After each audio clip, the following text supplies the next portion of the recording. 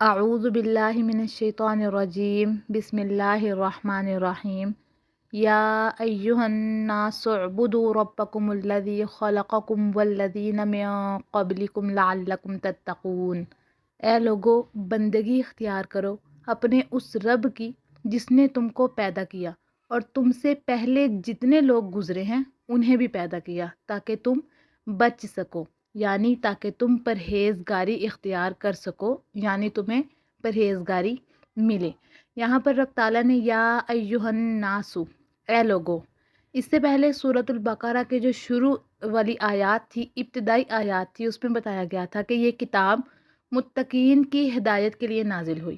پھر متقین کے اوصاف ذکر فرمائے، اس کے بعد جو ان کے مخالف لوگ تھے، ان سے جو الگ فرقے تھے، ان کے احوال کا ذکر فرمایا تاکہ سعادت مند انسان ہدایت اور تقوی کی طرف رغبت اختیار کرے اور نافرمانی اور بغاوت سے بچے۔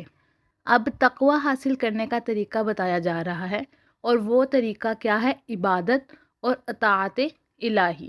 یا ایہا الناس کے ذریعے تمام انسانوں سے خطاب کیا گیا ہے، یعنی رب تعالیٰ تمام انسانوں سے مخاطب ہے، اور اس بات کا اشارہ ہے کہ انسانی شرافت اسی میں ہے کہ آدمی تقوی حاصل کرے اور اللہ تعالیٰ کا بندہ بنے۔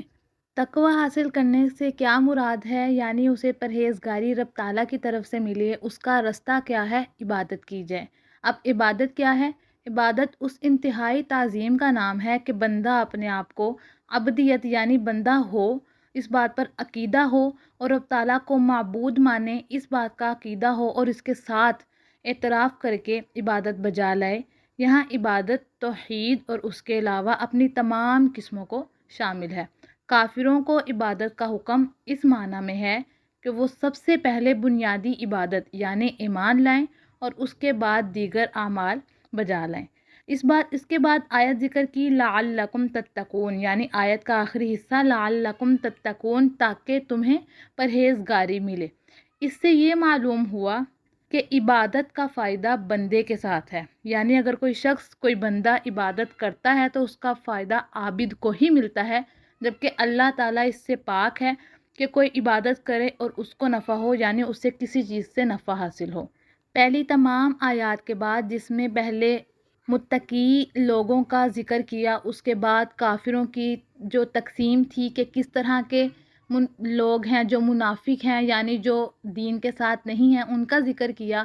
اب وہ جو تقوی اختیار کرنے والے لوگ تھے، وہ تقوی ان کو کس طرح سے ملے گا، اس آیت میں وہ بات کی جا رہی ہے۔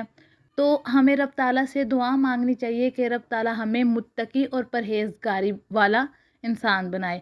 ہم عبادت کریں رب تعالیٰ کے اوپر یہ عقیدہ رکھ کے کہ عبادت کے لائق صرف وہی ہے، اور ایسا کوئی بھی شک ہمارے دل میں نہ آئے جو ہمیں نعوذ باللہ کسی غلط راستے کی طرف لے کے جائے۔